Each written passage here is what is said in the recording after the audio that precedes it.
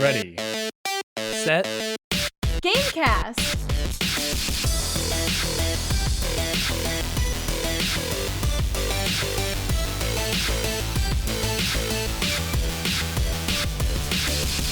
Welcome to Ready, Set, Gamecast, a bi-weekly podcast about video games and rapping.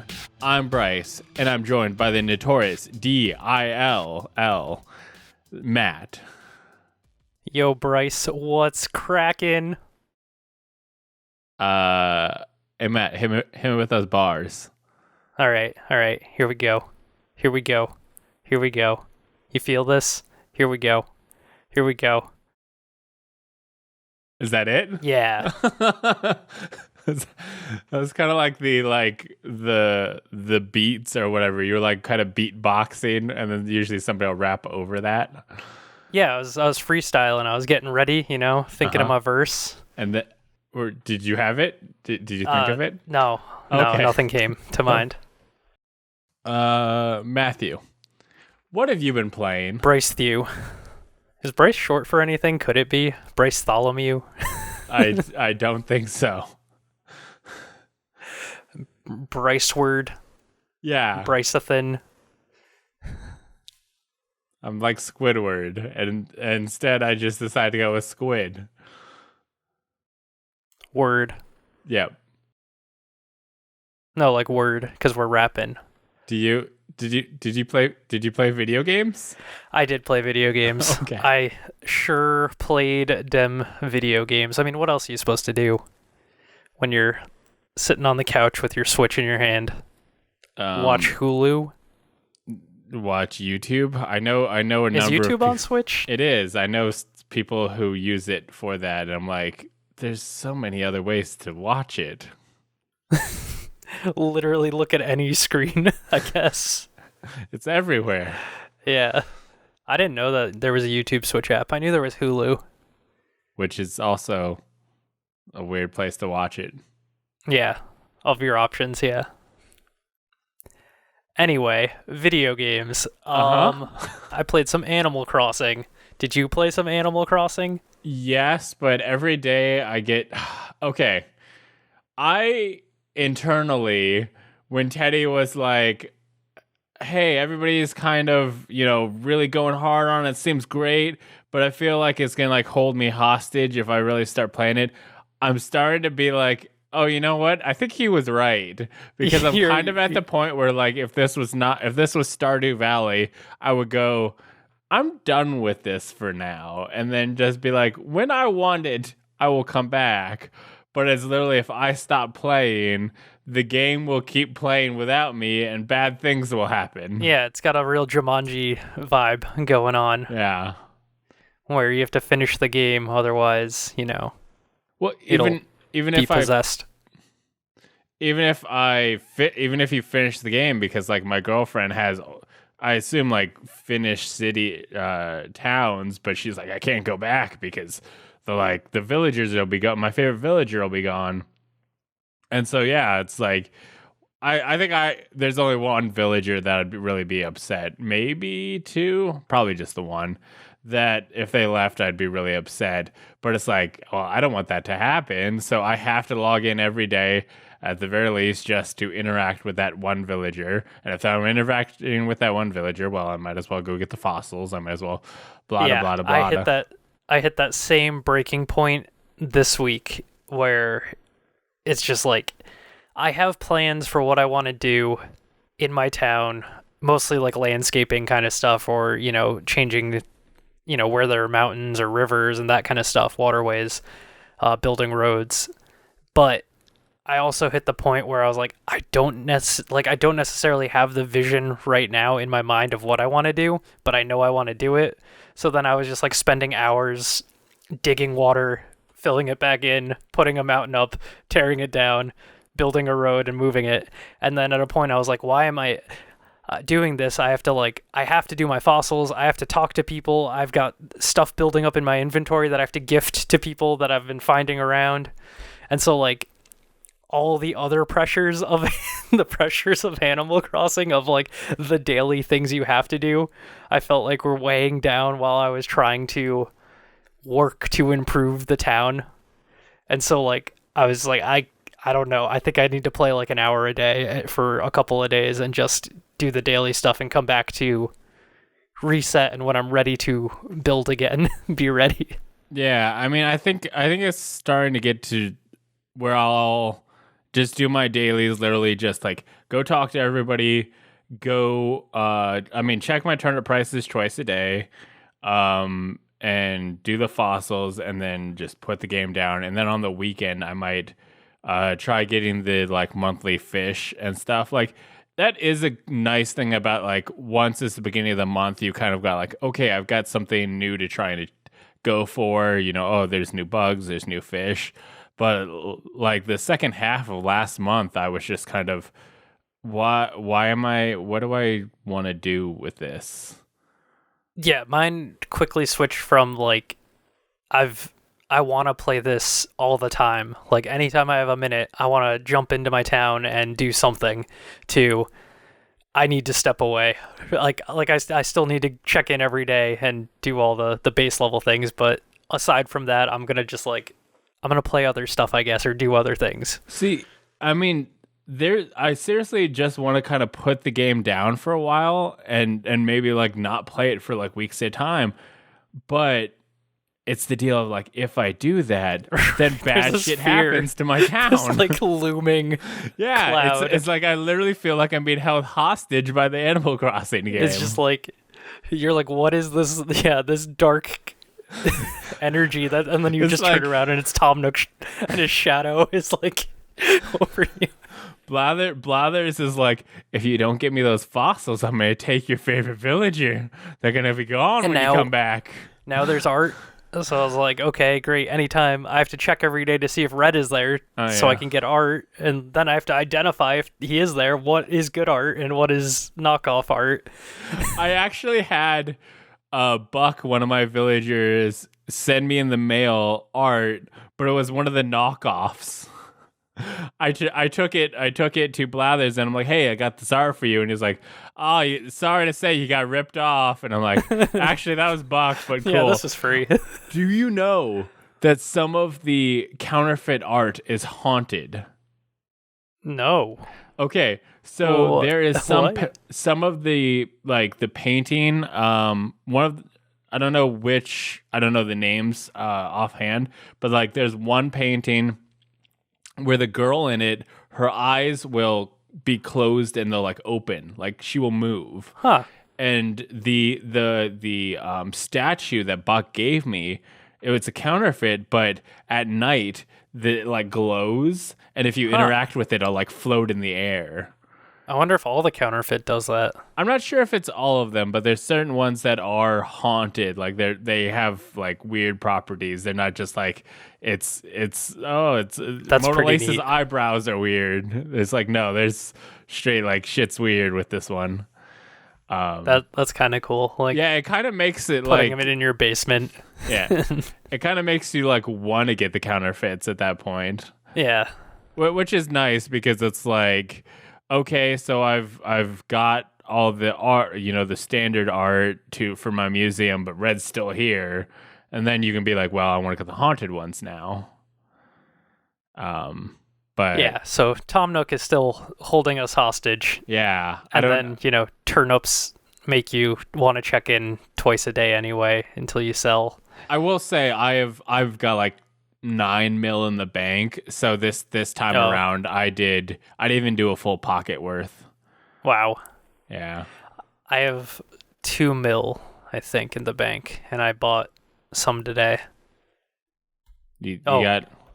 Yeah, we're recording on Sunday. I don't know if I should have said that, but it's fine. It's fine. It's in the past. We record on Turnip Day.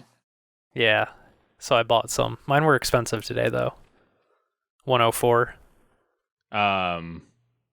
Me, my girlfriend, and my son will like let her say what our prices are, and then of the cheapest, we'll go there.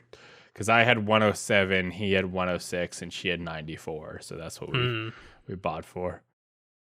But so far, I've never had good selling prices. I haven't either. Yeah, I've just been lucky that I am a person of the internet, and somebody on Twitter, like a friend on Twitter or Facebook or somebody will be like, hey, stuff's going for like 500. And I'll be like, I will come see you about that. A couple weeks ago, I feel like I was going to have good prices, and then it was the day that the Nook's Cranny upgraded and they weren't open. I was like, I swear this was the day, and then I held them, I think, until maybe even Saturday morning because there wasn't anything that I was like, okay, that's definitely a worthwhile price. And so I almost I did a little better than breaking even basically by the end of that week, and I don't know, been slow on the turnip since. Do you only like sell to yourself? Have you been traveling to other people? I'll travel, but I haven't gone like on Twitter and found people with like crazy numbers. It's usually just like people I would normally talk to that share their numbers, and then I'm like, okay. If you just say on Twitter like, hey, look at my turnip prices, you'll just have random people in there like, hey, let me in. I'm like, I don't know you. but if like mutuals on Twitter or just people that I like know are like, hey, I got this stuff. Like, I think a lot of people will post screenshots to show it and just never say the word turnip. If you want to share it to your friends, don't say the word turnip, or else people break down your door for it. But yeah, I've gotten some good deals from friends online. I think they, along with they patched Animal Crossing to, I think, try and fix how rich everyone is. I know they reduced how much interest you can get from the bank. They made it so bugs, certain like tarantulas and stuff, don't spawn as much. And did they change that? I didn't know they changed the spawn rate of tarantulas, but that explains why I've seen like one in a week and a half. Yeah. Where I used to see maybe 3 a night kind of thing. I think they technically changed the spawn rate of all bugs. Like, so they would like fluctuate depending on the month. Like, I don't know which how it worked, but say like July, they would be a little bit more likely to spawn, and then other months where they're still in the game, but they'll be less likely to spawn. They just flattened it out, so tarantulas are guaranteed to always be like 20% spawn or something. So I feel like I've noticed more bugs spawning more recently while I've added flowers more frequently to my island. So like the more flowers, there's a direct correlation, I think. There is a lot of bugs that will spawn on flowers. Tarantulas and scorpions, however, do need a flat area. So you want to have a big open space for them. Maybe that's why I haven't seen them as much either. Also, because like as I've been developing my island, there's probably less area for them. Yeah. Well, that's Animal Cross talking for you. Anything Don't else? worry, we'll have more next time. I'm sure. We'll see how long they're. Okay, yeah, that's a good question. Mr. Nook. Technically, it's Prince who's got his grasp into me. Because if he's gone, then I think it breaks the spell on me. Because the rest of them, especially like, I'd be willing to sacrifice some of them to get rid of Pytro. I just put the game down and be like, maybe when I pick it up in a month, he'll be gone. So, do you have all your islanders now? No. I personally, so what's actually funny is that I had one of my starting islanders leave. She asked to leave, and I was like, I'm not that attached to you. And so I let them leave. And then my girlfriend also the same day had somebody on hers asked to leave. And I did several Nook Miles trips looking for somebody I wanted. I didn't find anybody who like really spoke to me, and then I was like, I'm going to go to sleep. Woke up the next day, and the plot had sold. And it had sold to the person that moved out of my girlfriend's town. And then my villager moved into her town. Neither of us. Oh, wow. We didn't invite them. We didn't say, hey, come to my town. They just swapped places. And like it was the same character. Like if you go talk to them and be like, I live here remember now. You. Yeah. So something similar happened to me. One of my villagers that asked to leave a couple weeks ago now. I said, yeah, go ahead. And then she just recently, like the other day, moved into my girlfriend's island, and she knew me and everything. It was the same one. Oh, interesting. And originally, when I was adding plots, one of her villagers left, and it must be the same one that bought my plot because it's the same one. But I don't think I met her when she was on her island, so then she didn't know me. But I'm pretty sure it's the same Diana. Yeah, I guess I'm not sure how that works because like I have a Pietro, my girlfriend has a Pietro. They both Just swap them. Well, yeah, they both exist on our islands at the same time. But if I go to her island, like first time I talked to hers, they didn't know me. It wasn't like, yes, I'm part-time at this island. You know, I got a boat. It's fine. Yeah. Yeah, it seems like sometimes they will move and they do know you. But, Yeah, it was weird. I talked to her this morning. I talked to Candy, and she was like my first villager that left probably a month ago now.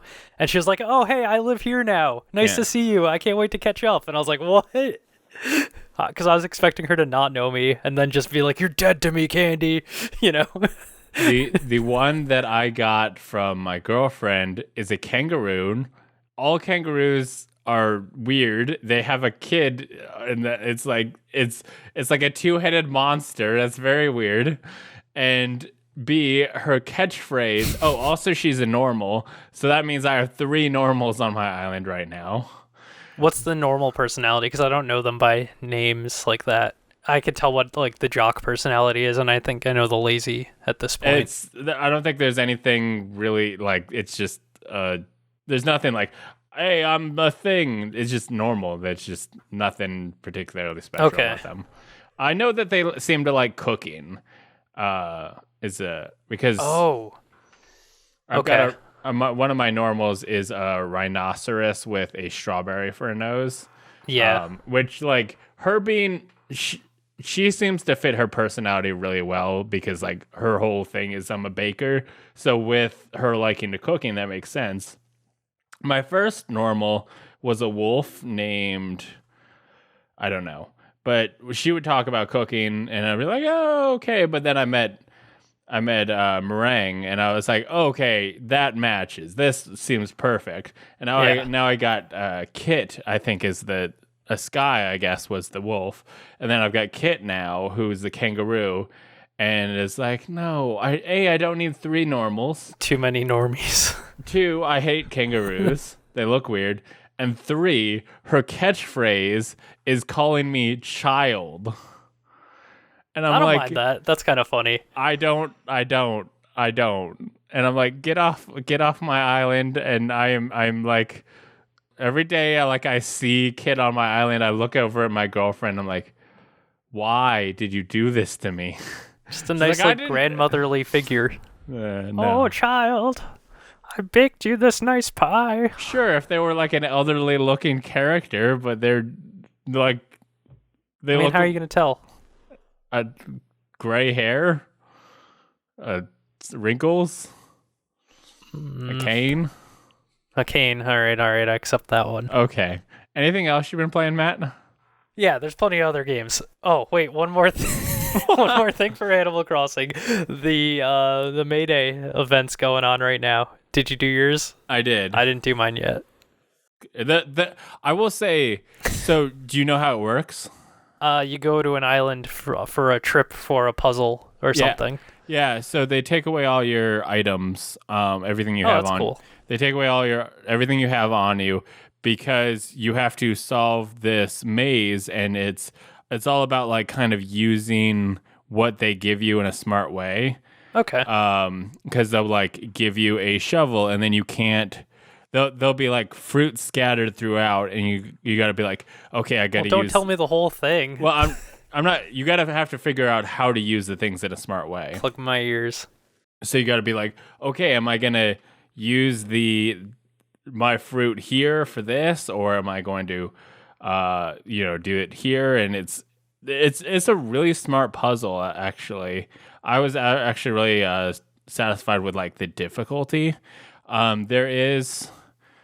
So Rover's there, which everybody freaked out when they saw him in the trailer for it. And then there's like 6 or 8 Nook Bell's tickets. so you'll get like 6,000 bells, or no, maybe less than that. I don't remember the exchange rate.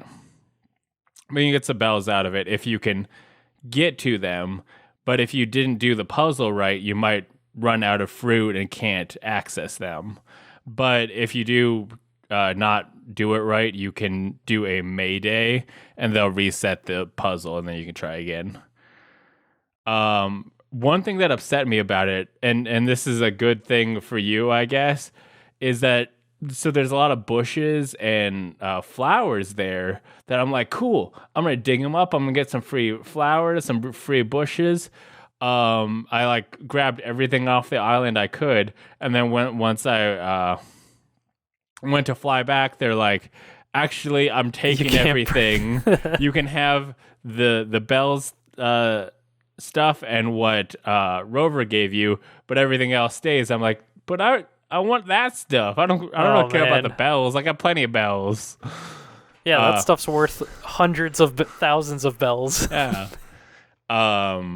So I felt a little sad that they took that away from me, but yeah, the maze is really cool. I'm really satisfied with the difficulty. I know my son was not able to get every ticket, so. Yep. Cool. Yeah, Okay. I'm gonna do that at some point. You have till May 7th. Is that Friday? Nope, that's Thursday. You have until yesterday. Yep.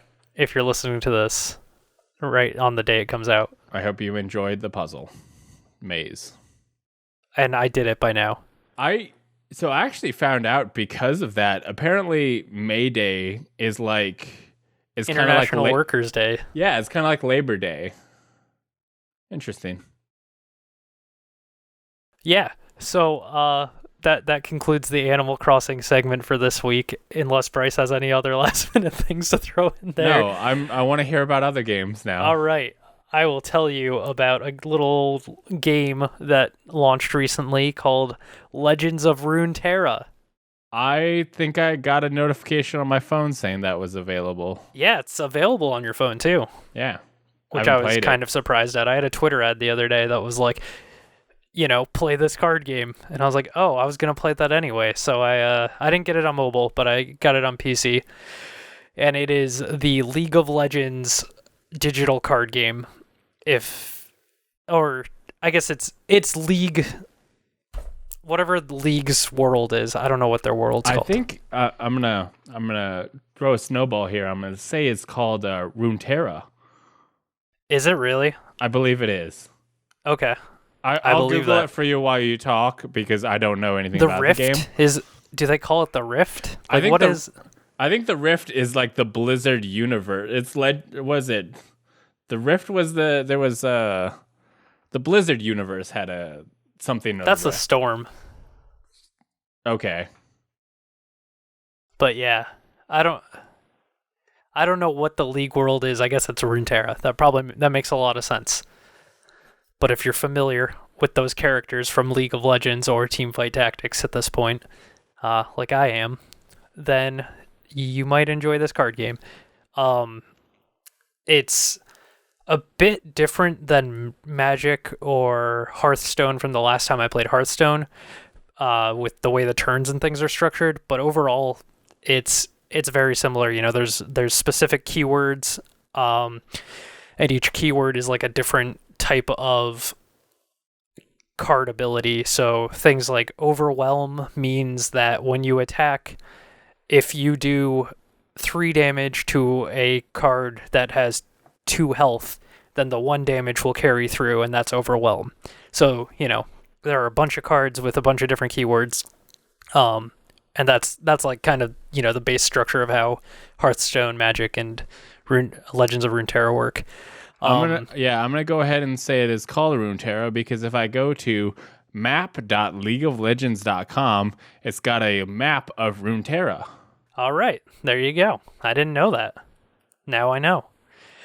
And knowing is half the battle. Every day I gain a little bit more League of Legends knowledge and I die a little more inside, I spent 10 years knowing absolutely nothing about the League universe other than like maybe 2 character names. And now I'm like, cards show up or characters show up in the game, and I'm like, oh yeah, I know that one. I will know about it all when the anime comes out, because that I was gonna say when the dope. MMO happens. I'm not an yeah, I'm not You'd probably play that MMO. I'm not an MMO person. I was vaguely considering jumping back into the Old Republic, because me and my girlfriend have been binging the Star Wars cartoons. We went through, well, Clone Wars is wrapping up tomorrow for when we're recording this.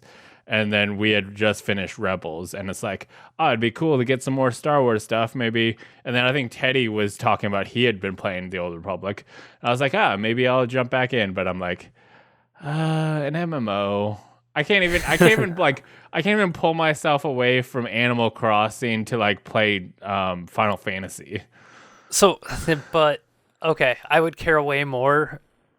I don't care about Final Fantasy, so that's part of the problem. But I would care way more about a League one, I think, at this point, than I would Final Fantasy. Yeah. I guess I'd be curious what my only knowledge of how the universe of League works, because I've seen League of Legends, and it's, hey, everybody runs around on the thing. It's like saying that the universe of Overwatch is anything like the game of Overwatch, which is not. Yeah, I mean, but the anime seemed to give a like idea of like there seems to be vastly different worlds or different. I don't know. Like it seemed like at one point they were like a steampunk type thing. I guess there's that one song that that K-pop song. Yeah, with the I don't know if video. that's canonical. If that, I don't know. I think that group is canonical to League. We should really save this discussion when Darian's on and can tell us what the fuck is any of this is on. But how's the game? The game is cool. So a little bit like what you were just saying, there are origins or regions that cards are from, essentially. So where I'm at right now is like I've selected Demacia, which is like the noble region. Garen, the like knight hero, is from there, and he's like, for Demacia. And so I set that as my active region. So I think right now I'm going to be unlocking cards as I earn XP for that region.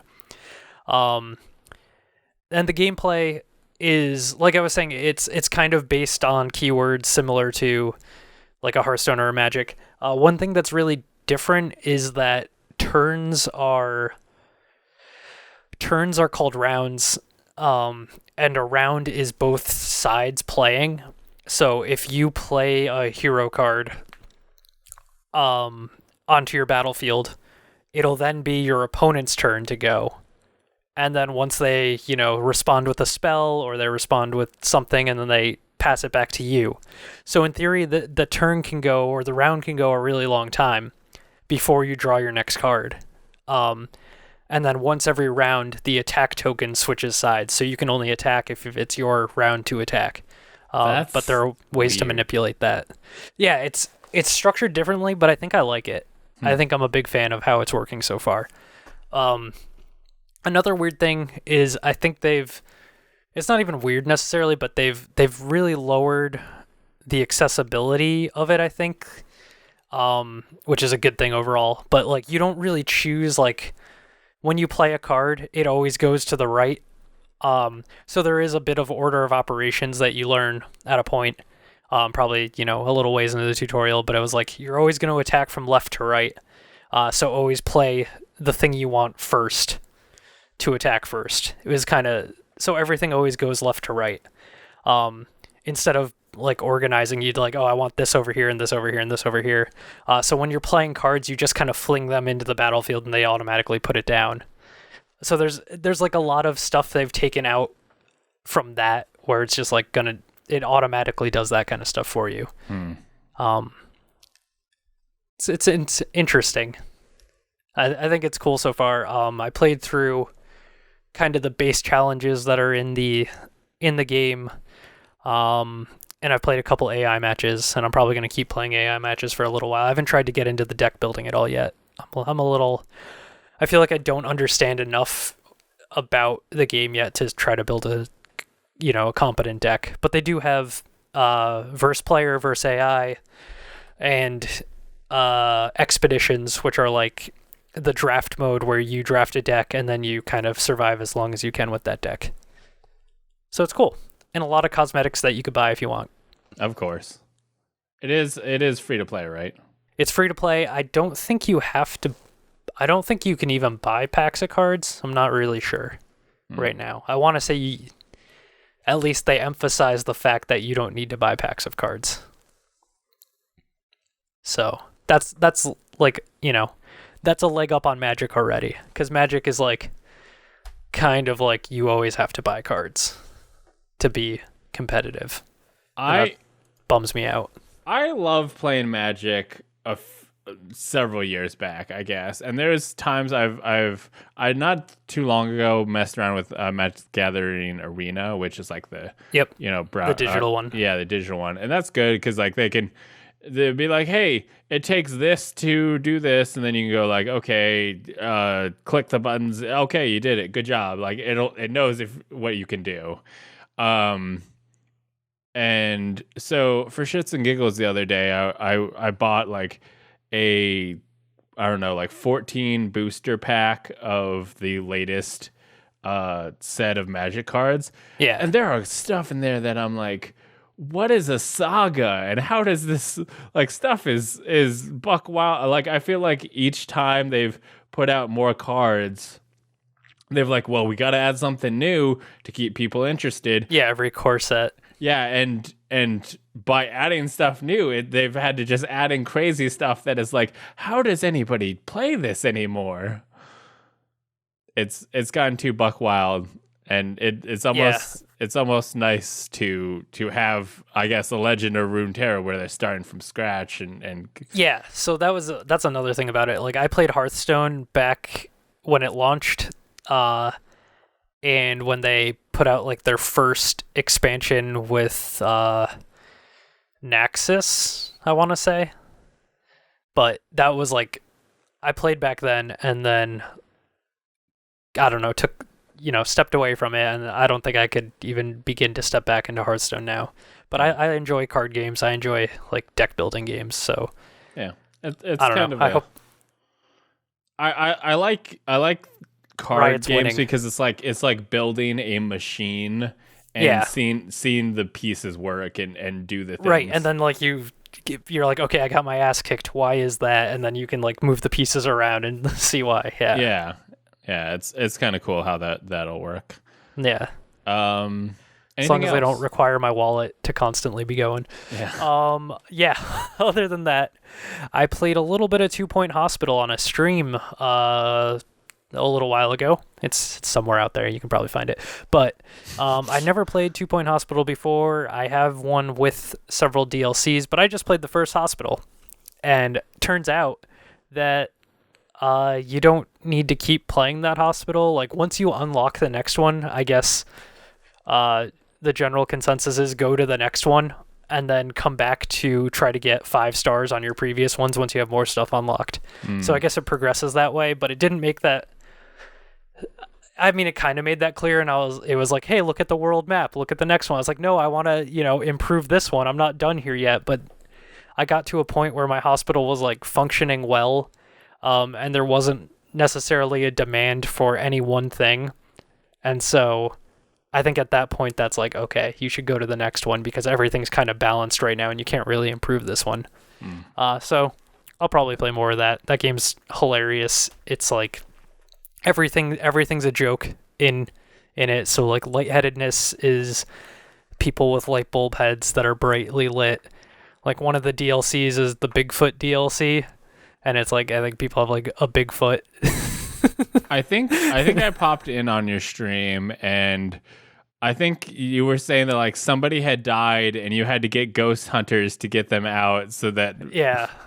So my janitor didn't have the ghost hunting or capturing ghost busting qualification. So there were hauntings going on in my hospital if somebody died. And so that was a problem. Apparently, I can't train him for that either right now. I have to unlock that, so I have to progress further to other hospitals and then come back. Huh. What about you? What you been up to, Bryce? So obviously I've been held captive by Animal Crossing, but I did. What have you been doing in Animal Crossing? I'm just kidding. But I found out the way to escape Animal Crossing was to enter a new world, perhaps a virtual world, and I purchased a bunch of VR games and suited up with my HTC Vive. Oh. And tried out some new games that I've been hearing some cool things about. Believe the first one I launched was Until You Fall, which is a sword fighting game. It feels really, really good. Like, it feels fast. It feels like you're kind of like the combat feels really fluid and good. And they'll put up indicate, like, when they are attacking you, there'll be like a floating blue thing in front of you to say, like, you need to put up your sword in this position to block this attack. And then once you do, you can start swinging. For example, when they're blocking, there'll be a symbol on them to go, hey, if you swing in this position, it will block, or it'll swing through their block.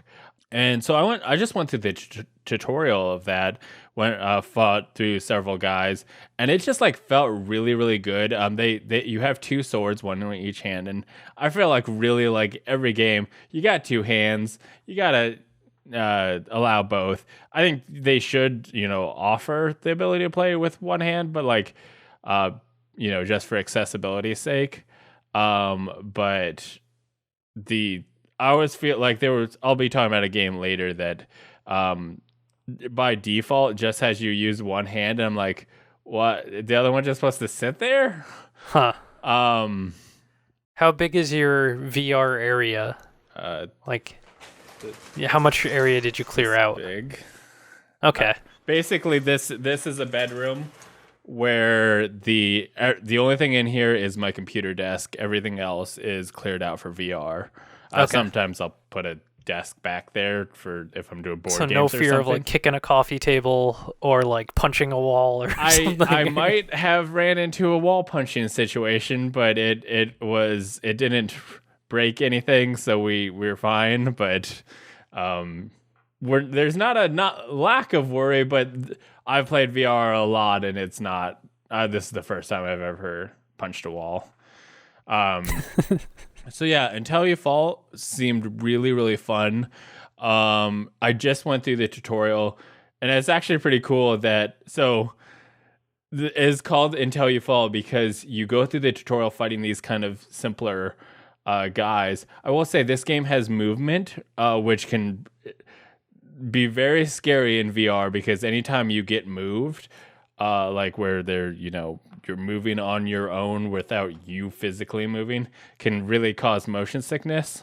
But this game, I think something they figured out is if they vignette your peripheral vision, kind of like blur or like put a white thing around it, that will trick your brain to allow you to move without you getting motion sick.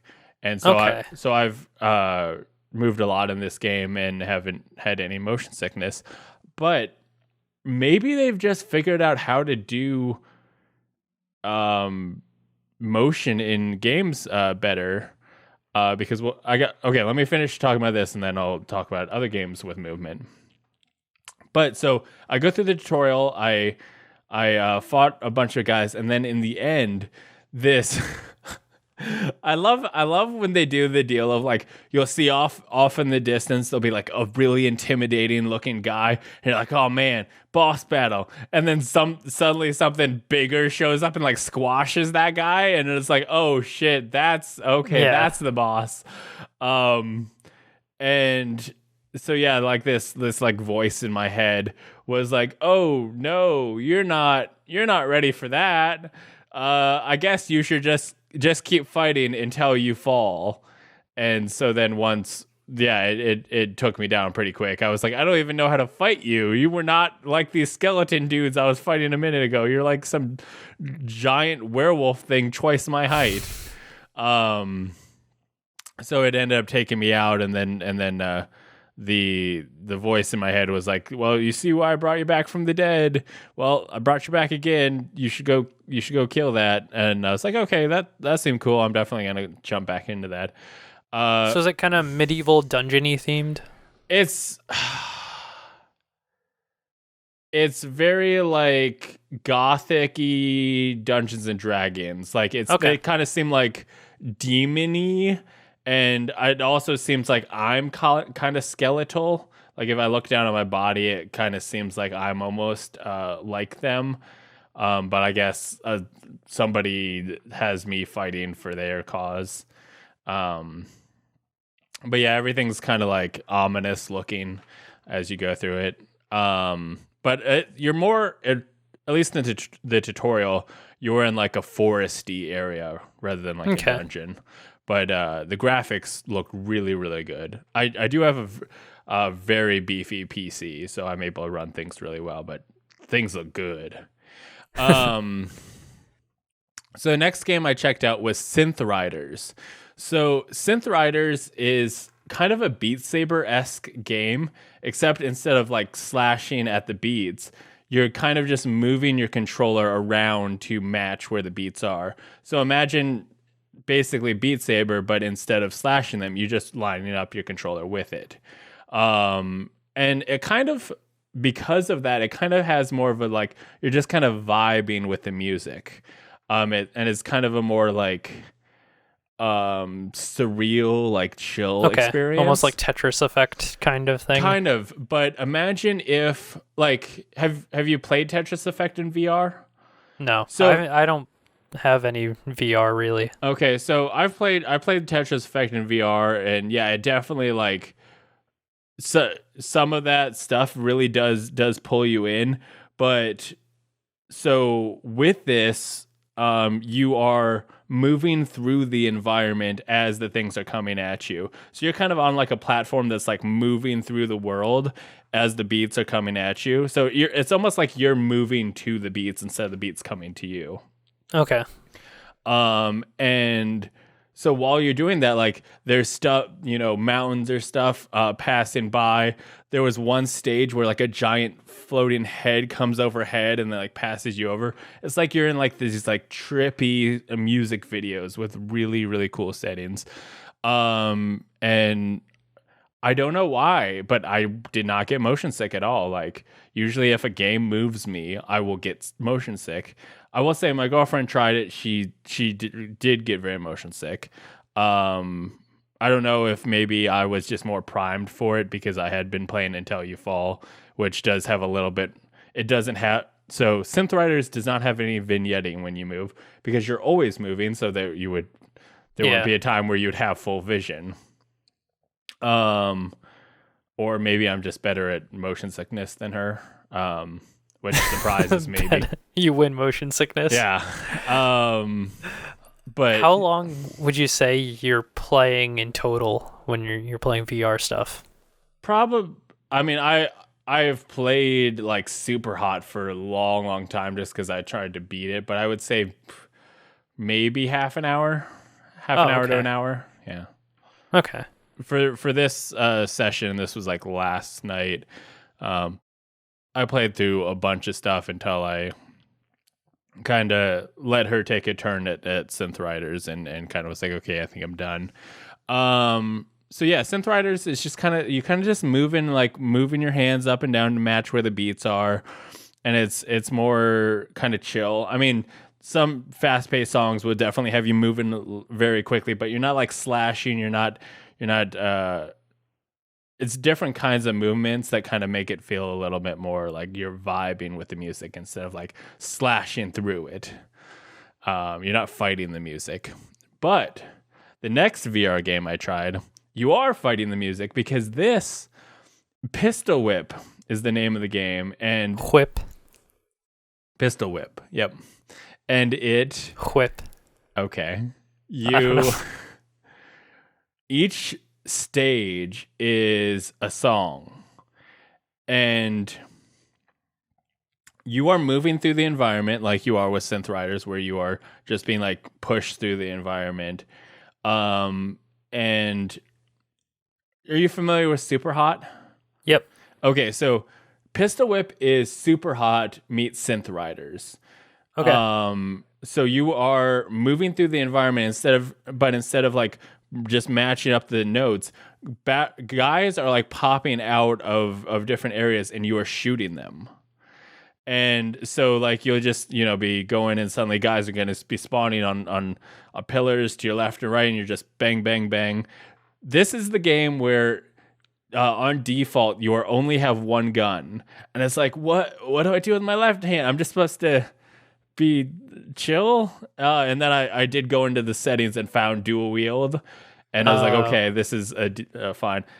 Playing single gun definitely takes a lot of skill though.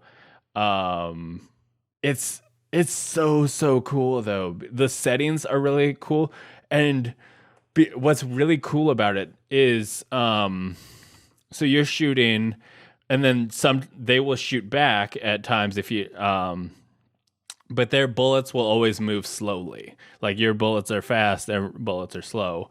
Mm-hmm. So you can dodge them, and because basically as long as it doesn't hit your head, because they're not really tracking your body, you're fine. So for a lot of times, like, and you're also being propelled forward, so you're not like able to like step back or anything because you're just going to keep going.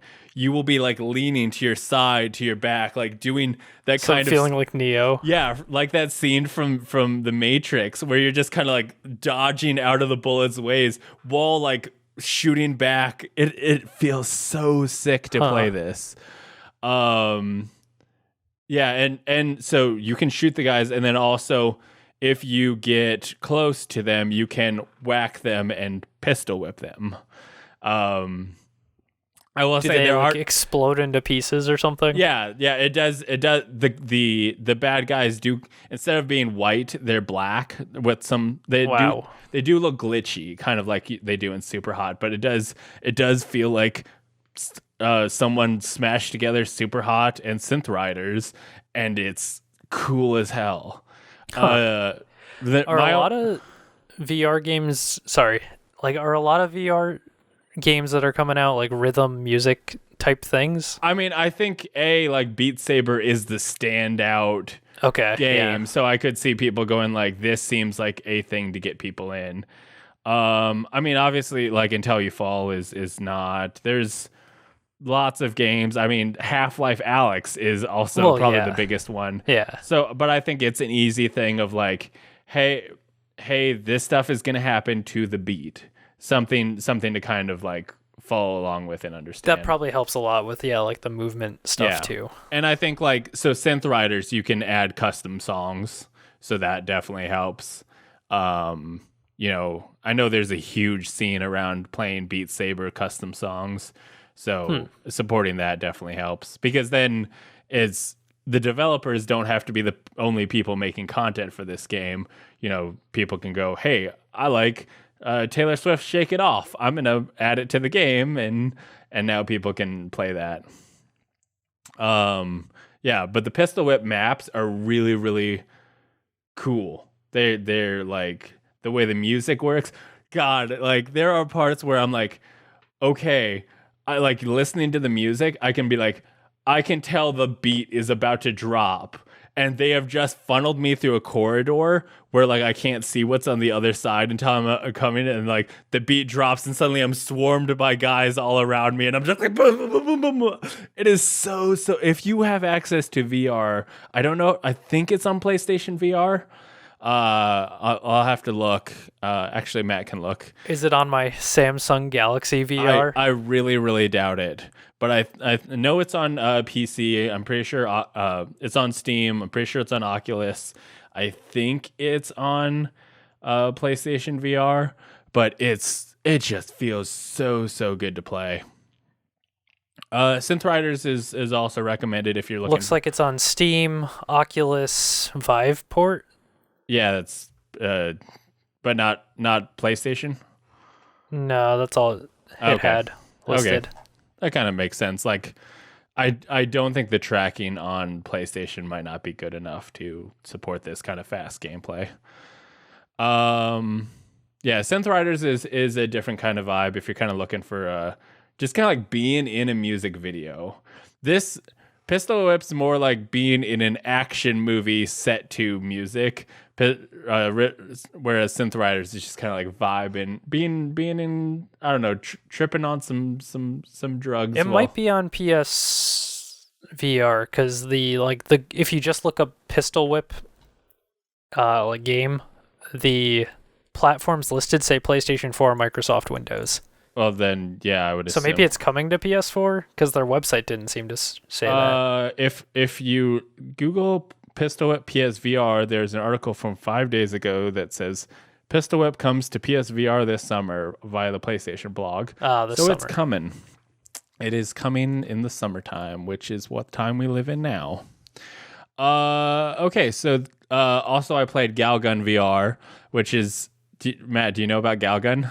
I know the name Galgun. I have no idea what the game is. I've heard it before. I don't know. But I assume, based on the name, it is some sort of horny anime game. It is a horny anime game.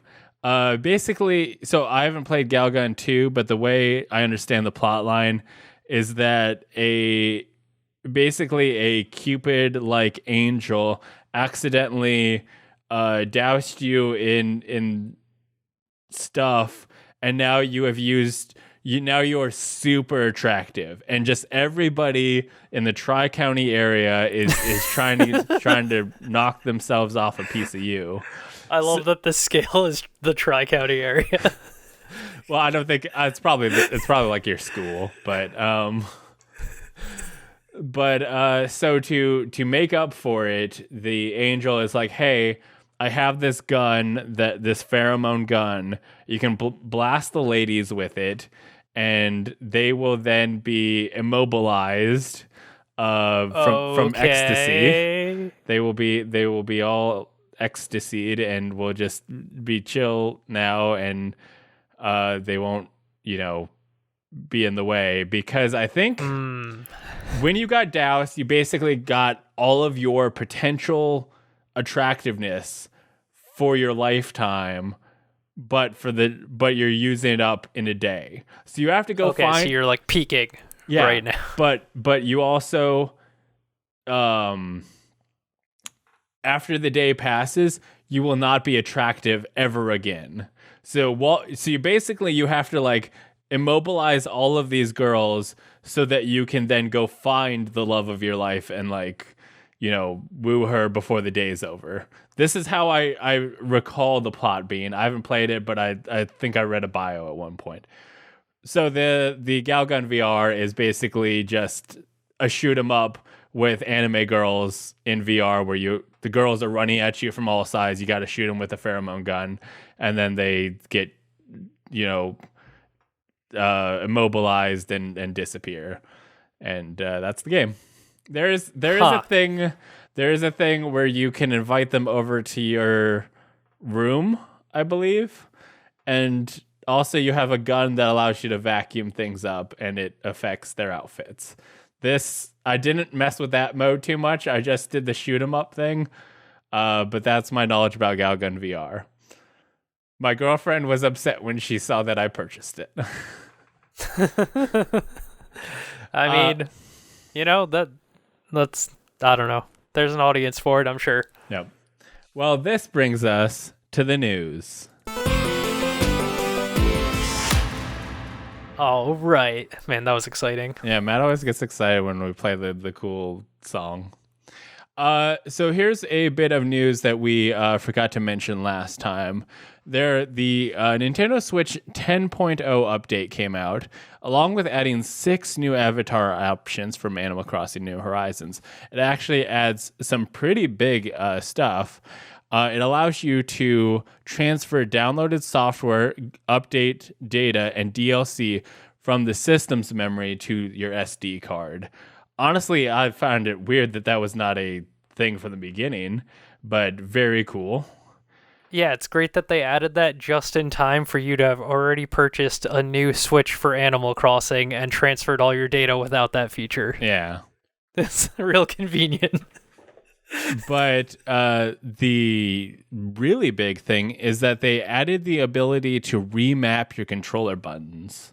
And this allows you to just, I believe it works both for Joy-Cons and PlayStation Pro controllers, and you can just be like, hey, actually, the A button, it's the B button now. And the B button, that's my trigger.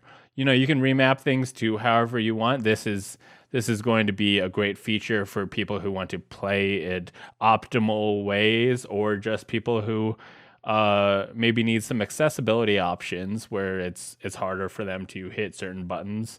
The thing with that is that it's a system-wide setting. It's not on a per-game basis. Yeah. So it's not like, hey, in Fortnite, I want to, use bumper jumper or something.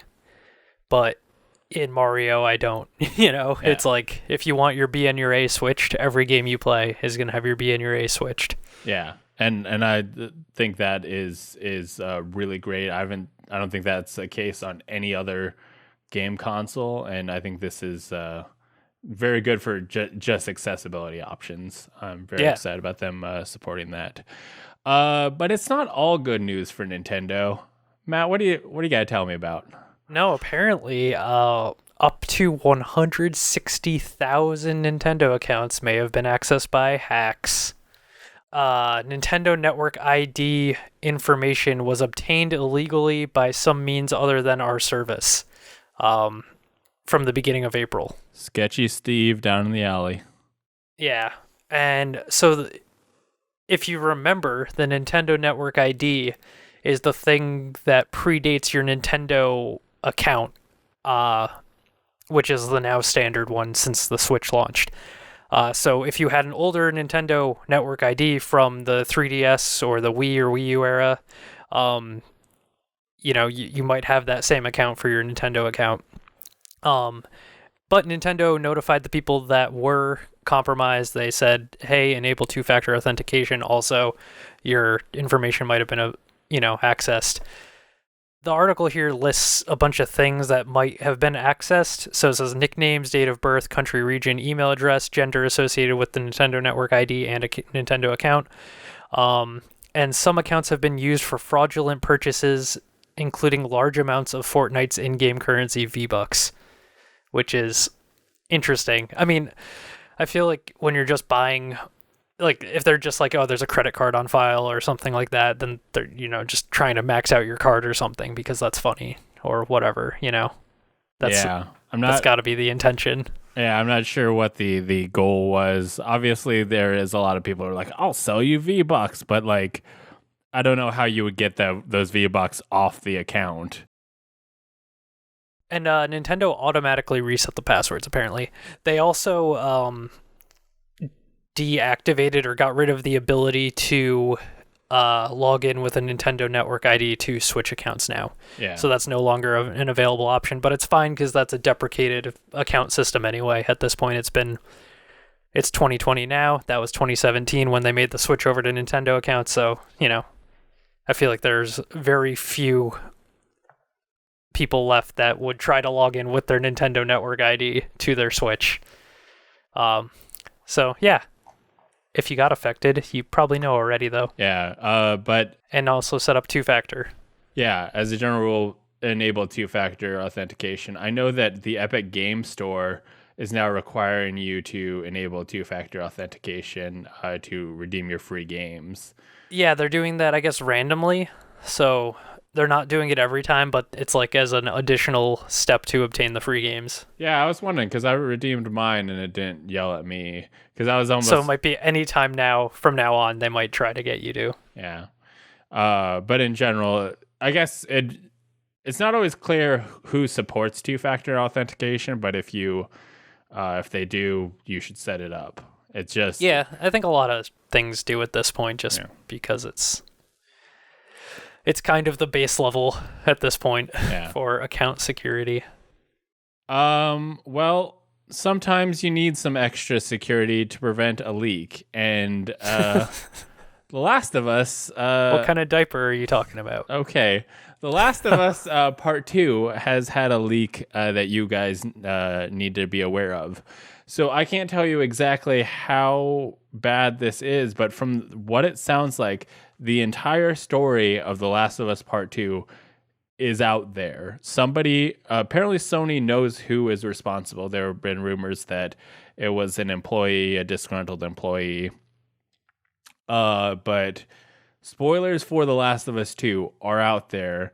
I fully recommend you go onto Twitter or whatever social media and use their privacy settings to mute all words related to The Last of Us, like The Last of Us, Ellie, Joel, anything that you could think of that would be related, mute that so that you do not get spoiled, because that would really suck to know what's. I'm one of the people who think that like being surprised by the story is can make a story good. Like knowing a character will die will make you like not care, like, oh yep, that person, like I'm not gonna get attached to that character because I know they're gonna die.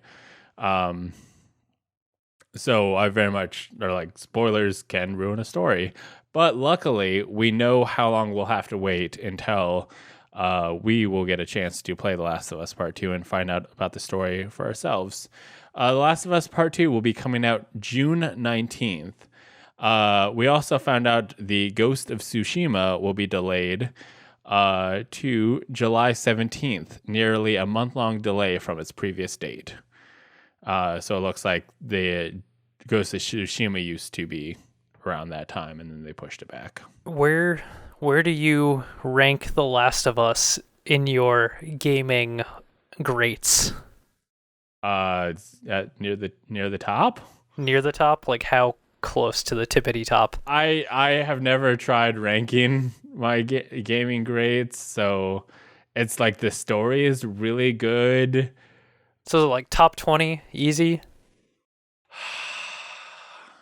top 100 easy, yeah, top 100 easy, top 50. I would probably put it in top 20, but it's also like trying to rank your favorite foods. Like Yeah. at a certain time, you're like, I'm not saying you have to actually name any of the other 19. Well, it's the deal. Well, I mean, I don't even know how I would even go about the process, because I could rank my favorite desserts, but would I say like I enjoy cake more than I enjoy tacos? It's like they're different. So would I say Super Mario Brothers 3? Is that in my top 20? Like how do I even rank these games?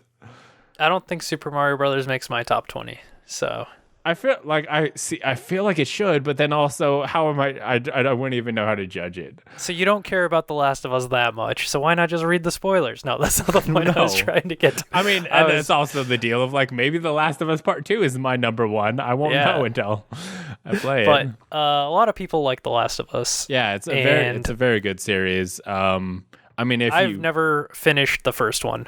I've started it one or two times. I think I've started it twice. I'm just wondering, do you...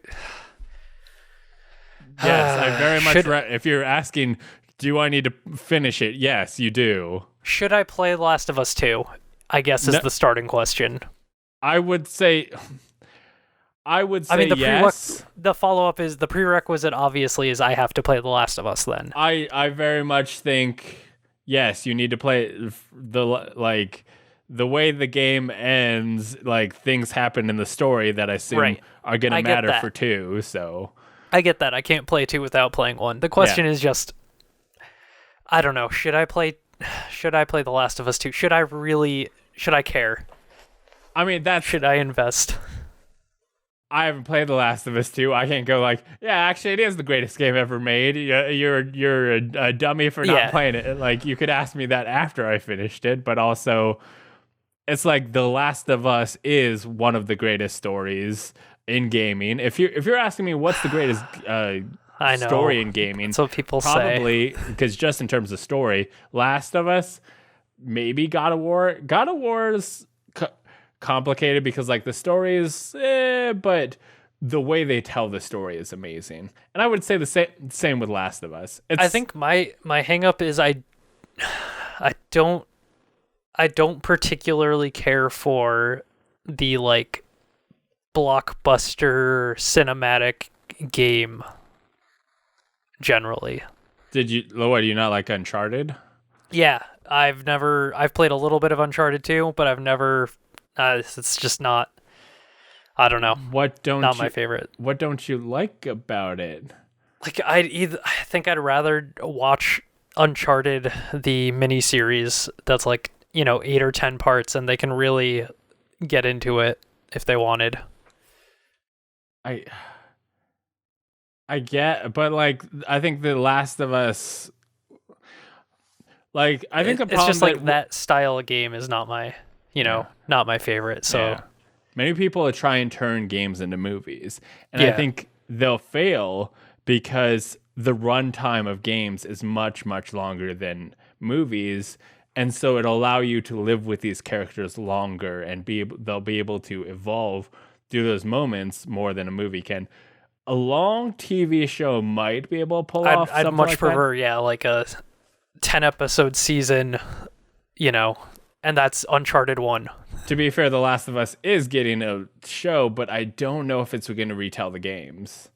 I don't know if it exists in the same universe or if it's retelling, but honestly, like I would recommend popping it on easy and just go through the story. I don't know if I'd want to do that either.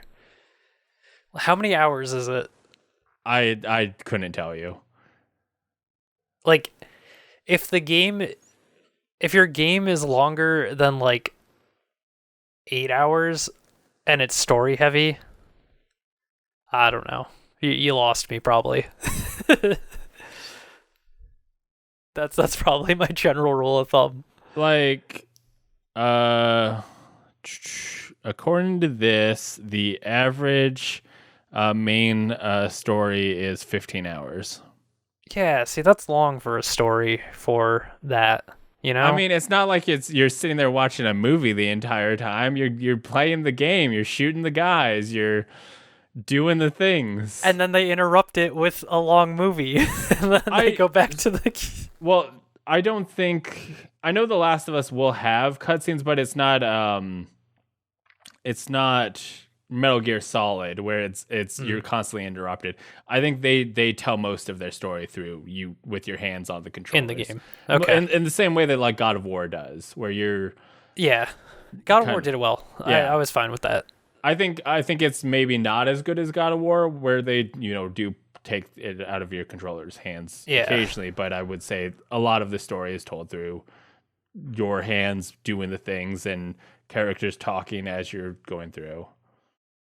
So yeah, I got some time before part 2 that I might play The Last of Us. Yeah. I don't know. We'll see. I'd try if you can. Should I watch out for spoilers for The Last of Us? Are those out there? Yes. Oh no! For the first, yeah, I'm sure the first one up spoilers are out there. All right, that's good to know. Yeah. Okay. I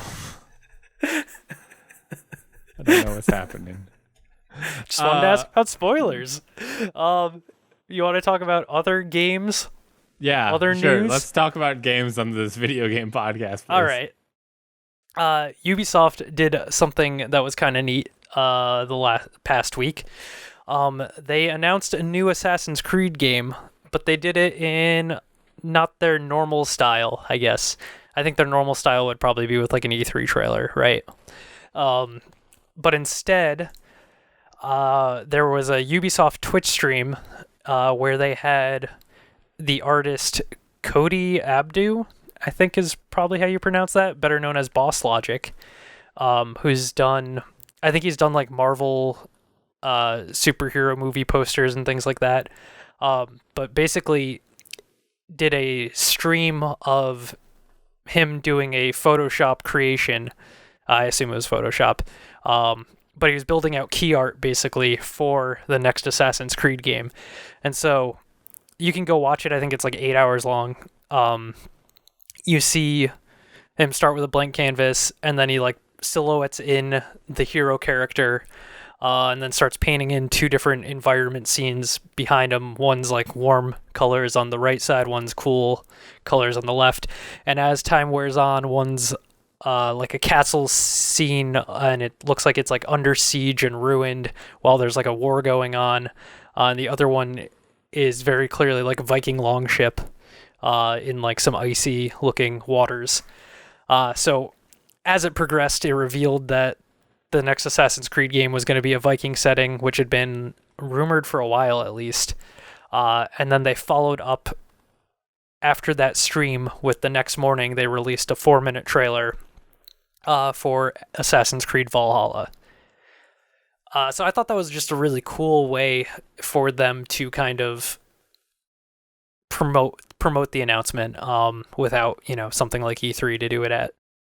This one comes off the heels of Odyssey. Odyssey came out 2 years ago now, so they've finally, I think, officially switched to that every other year model for Assassin's Creed, which is good, because they really lost me. Probably the 4th year in a row of having a yearly release. I fell off. Yeah. I think I'm gonna. I don't know. I'm still wait and see mode. I like the setting. I don't know. Vikings are cool right now, and I think they're generally Vikings enjoyable. Are so in this season. They seem to be. Who doesn't love, a long ship and axes? I watched the trailer, and I think it didn't like. I wasn't like, yes, 100%. I want to buy this game, But it was just a cinematic initial, teaser trailer. It seems like they have some cool details as far as how the game's going to play out and the expanded Assassin's Creed world at this point with way more RPG stuff and way less repetitive stuff that they used to have. I don't know. I'm not as excited as I thought I was going to be after watching the trailer, which is a little bit of a bummer. But I think I haven't played Assassin's Creed in such a long time that this would be a fine place to jump back in. Yeah, I think I'm gonna jump in on this one because I haven't played the last one, but this seems like it's got a really cool feel to it, and I'm excited to chop some dudes with an axe. I will be. It definitely seems interesting because you wouldn't think this would have an assassin-y feel to it. Yeah. But I guess we'll see. You did see him with his hidden blade. So whenever this takes place, he's already been assassined up. But it will be. It should be noted that, like the previous game, you can choose to be male or female as the main character, which is cool. I hope they do that going forward. I think in the key art, the female character is in the background fighting, and the male one's like the one in the front. In the trailer, I really didn't enjoy the look of the male Viking, so I'm probably gonna play the female. See, I think the first time we've seen the female was like as a figure available in the collector's edition, and I saw her and I was like, I don't, and maybe it's just the quality of the figure, where I was like, I think I'm gonna go with the guy for this one. Oh. But maybe she looks better as an actual model. Yeah, so I don't know. Maybe that was part of it too. I was just like, man, I don't know that I like the look of this character, so I don't know if I want to play this game. I was digging him, but we have different tastes in men. I guess so. Well, it is interesting how we're seeing games announced lately. This would definitely be a thing that would have been announced at E3, but obviously E3 is not happening this year. And our good friend Jeff Keighley is stepping in to save the day with what is being called Summer Game Fest, described as a blend of breaking news, in-game events, and free playable content. Summer Game Fest will run from May to August and has buy-in from a long list of developers and publishers, including 2K, Activision, Bandai Namco, Bethesda, Blizzard, Bungie, CD Projekt Red, Digital Extremes, Electronic Arts, Microsoft, Private Division, Riot Games, Sony, Square Enix, Valve, and Warner Brothers. Those companies will host digital events of their own under the Summer Game Fest brand, and will be broadcast on Facebook, Mixer, the places that you would expect it to be. In the news release, Summer Games Fest organizers said that Steam, Xbox, and other unspecified platforms will offer playable, limited-time demonstrations and trials of select game content as part of the program, and that includes the Valve and Keighley organized Steam Game Fest Summer Edition, which will run June 9th to the 14th, the same week as E3 2020 was previously scheduled to take place. So it's very cool that we're seeing the spirit of like, this is when the game announcements happen. This is, a cool event to get people excited. It's not a like short event.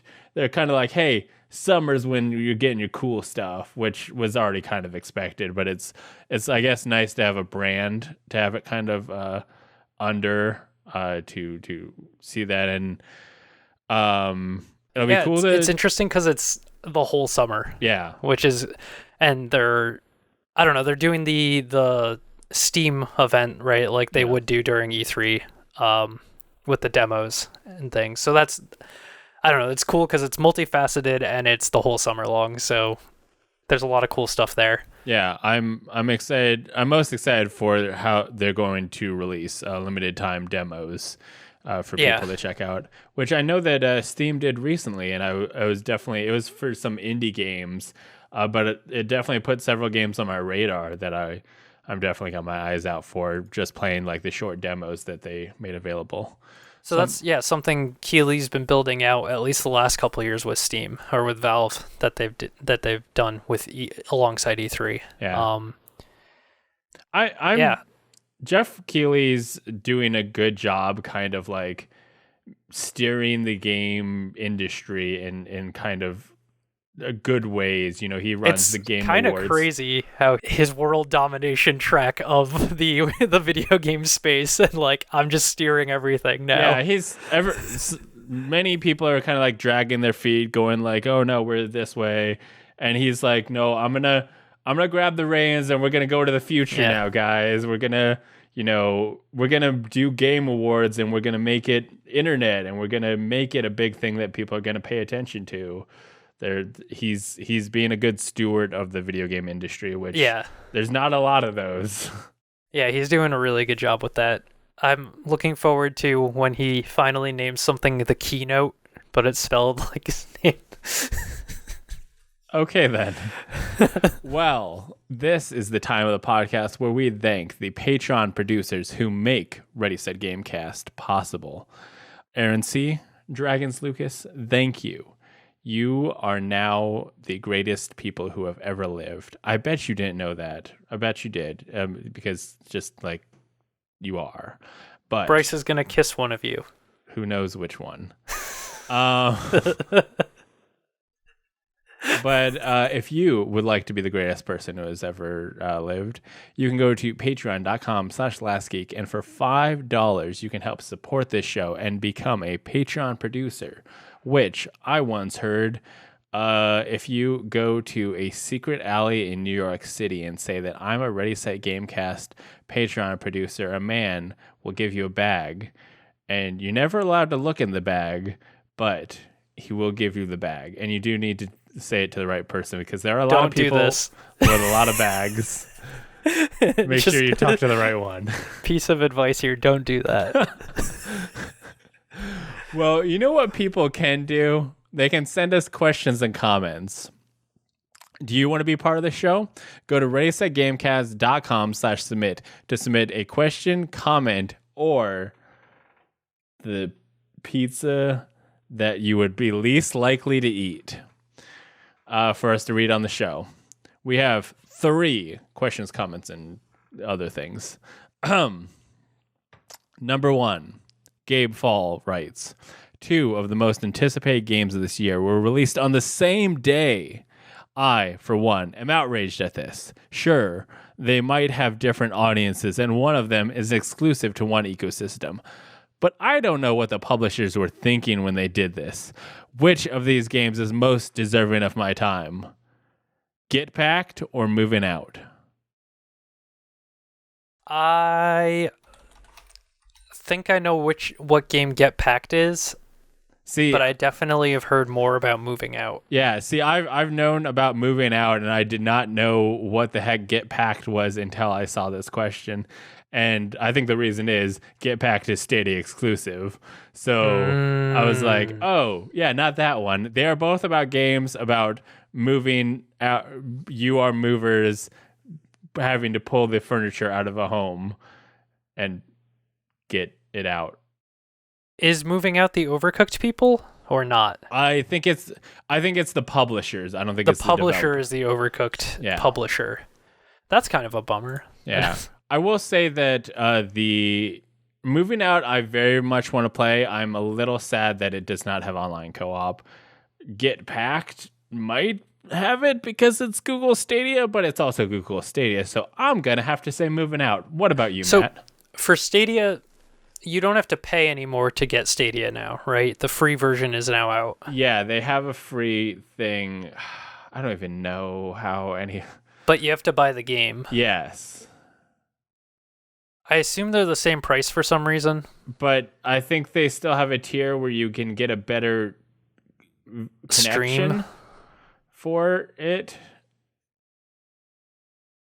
I'm gonna have to go with moving out because Yeah. I'd get it on Switch. Yeah. That's the only reason why. Erin writes in and she says, "What are the top 3 thing you want to do once quarantine is over?" I'm excited about going to the movies again.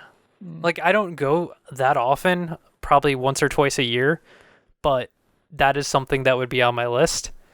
I want to get a Dairy Queen ice cream. I know they're open now and you can go and there's like drive-through, but I don't want to do that during quarantine. So once that's gone, I want a Dairy Queen ice cream. A Blizzard, probably. I've been getting their cake shakes. Their cake shakes are real good. The cake shake. Yeah. Strawberry cake shake. Number 3. I'm going to come up with a third one here. Ooh. There's got to be something easy I'm missing. I'm not minding wearing the mask when I've gone places. I think that's kind of cool. I'm kind of into that if that's our future, is like everybody's got these cool stylish masks that they wear in public.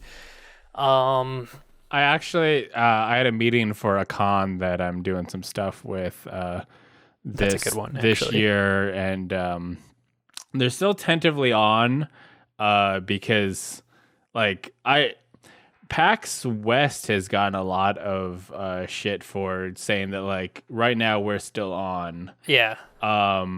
But I didn't realize how bad, like I was talking, the runner of the con was talking about, of saying like, hey, if right now if the state closes down the hotels and says, no, you can't do this, then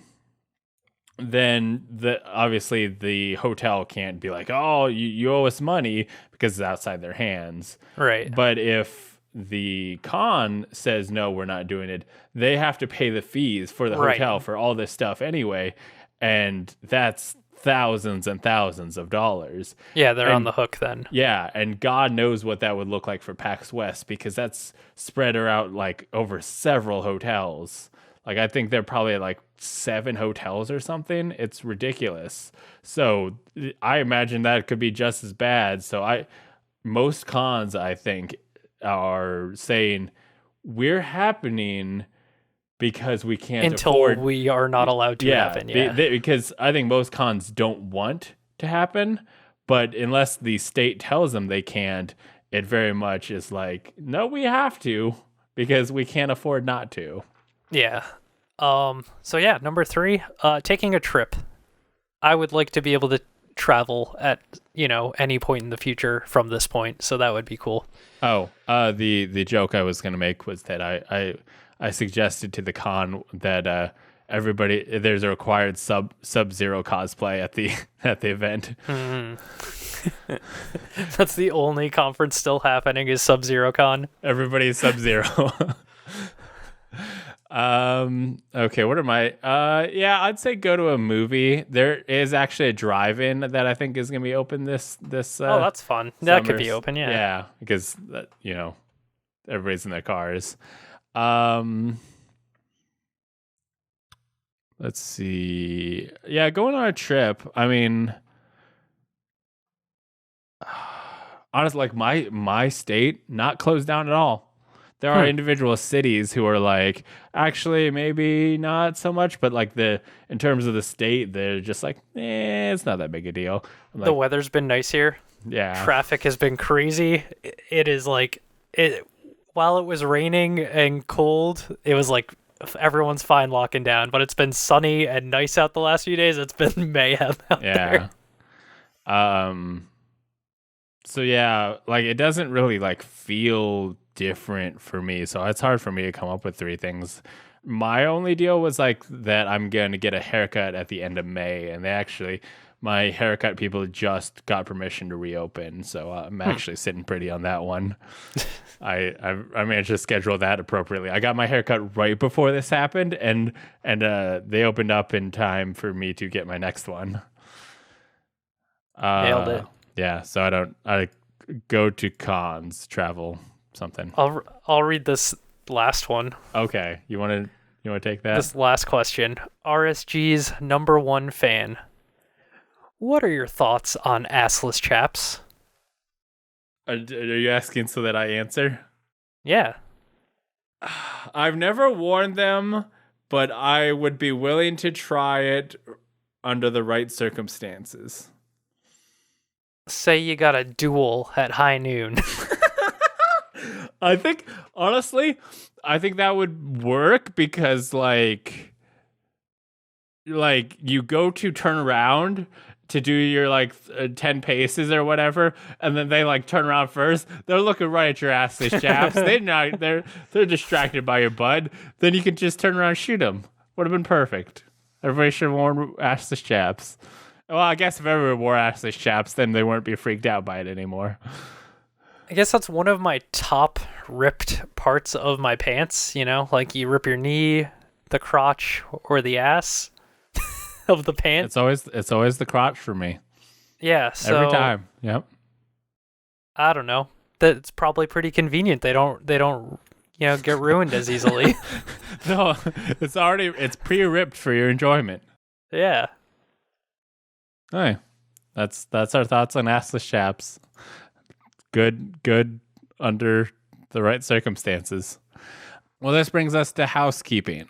Go to lastgeek.com for links to the podcast on all your favorite podcast services, including iTunes, Spotify, and Stitcher, as well as the video version on youtube.com/lastgeek. If you like this show, if you thought it was great and you wanted to hear more, please subscribe, rate, and review it on iTunes and Stitcher. It helps us grow and become more powerful. I gotta get good at flexing and maybe get some muscles. How do you get good at flexing? I don't know. Don't you just lift your arm up? Let me move my mic. Nope, that's the opposite. Let me do Weird this arm. flex, This would make more sense. Okay.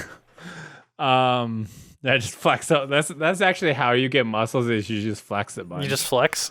Yeah. Also, please tell your friends about Raise That Gamecast. It's the best way for us to grow, because they need to know what to type into the iTunes box. Did audio listeners know that we flex? I would think at some point they would have figured it out. Hey, if audio listeners, if you didn't know, we flex on video every time we say become more powerful. It's true. Check it out. Other Last Geek stuff you should check out. Go to lastgeek.com/store for awesome merch from this show, Game Mate Corp, and other general Last Geek merch. I currently have 3 cons on the books. We'll see how many of them are happening, but if I go to any of them and see people wearing my merch, I'm going to cry those big crocodile tears. And if that's something you want to see, go to that website. Do they offer masks yet? I mean, I can make a mask. I haven't tried making one yet. It's technically a neck garter, but you could just lift it up to... A GameMate Corp one would be cool that just said Corp. Why? I don't know, that'd be cool. It's like you're part of the company. It just says Corp on your mouth? Yeah, but it's like black and red or something. You know, it's got this like dystopian corporation look to it. The Last Geek and Gamemate, or the Race at Gamecast and Gamemate Corp merch is already appropriately themed because they're apocalyptic. Check out the newest episode of Gamemate Corp where we talk about cool stuff. Also, the I bet they make up a new game. We did. We'd made up several, and I totally know what they are. And it was Serious George. Yeah, it's about Curious George's cousin, Serious George.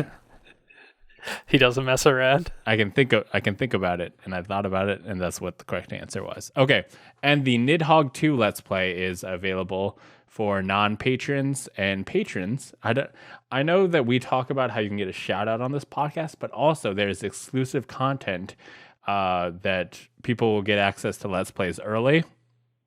Also, every year, me, Teddy, and Darian have done little like bonus episodes where we just talk about stuff like what do we want in the next few years, what's some general stuff about us, a little get to know us thing that is available exclusively for patrons. Also, Gamemate Corp has our con appearances behind the Patreon wall, so $1 will get you access to any of that content. So check that out if you are feeling feisty. $1. How many cents a day is that? It's like 3 cents a day. Is it? Probably. Is that why it's like for 3 cents a day you can sponsor a child? Wow. Well, when those are the options. Yep. Suddenly Patreon's not looking so good. Wow. I mean, to be fair, I don't think that's the price of sponsored child anymore. Then cheaper than that. Yeah. So there you go. Think of you could get like a fifth of a cup of coffee for your month, or you could help keep Last Geek alive. If you skip one day of that premium $5 coffee, you could get 5 months of Patreon access, or get a shout out on this very podcast for one day's worth of coffee. Yeah, skip 1 day of coffee for a month, get a shout out each on every episode of Race at Gamecast, or skip 1 day of coffee every 5 months, and you could always be a patron. Yeah, sure, that works too. You got lots of options. Think about it. Yeah. Man, it's available. There's also things where if you give us like $50, we'll send you a letter in the mail. There's all sorts of options about trading coffee for benefits. Call now. But this brings us to the part where we ask Matt where people can find him. On the internet at Dilbert Pickled. Dilbert Pickled. End of sentence. Okay, you can find me on Twitter at Last Geek, Instagram Last Geek Plays, Twitch Last Geek Plays, Facebook Last Geek, lastgeek.com. Last Geek Vids is the secret Twitter account where things happen. Sexy things? No, maybe. It depends on what your definition of sexy is. And I probably have others. I can't think of them right now, but they exist. Probably you'll find them at twitter.com/lastgeek or lastgeek.com. Also, shout out to Darian and Teddy. Dexterity and Teddy Chinaris. Yep, those are their handles in all places because they were able to lock their stuff down. I'm pretty sure I've had Last Geek for the longest. I just didn't jump on new platforms early enough. So what's your TikTok? I don't think I used my thing on... I don't think I claimed it on TikTok. It's out there, somebody. Oh, God. You can get it right now. Or maybe I did. I know I have a TikTok. I just don't know what I signed up under. Okay, well, this is the end of Ready, Set, Gamecast, and we will see you again in 2 weeks. Goodbye. Bye.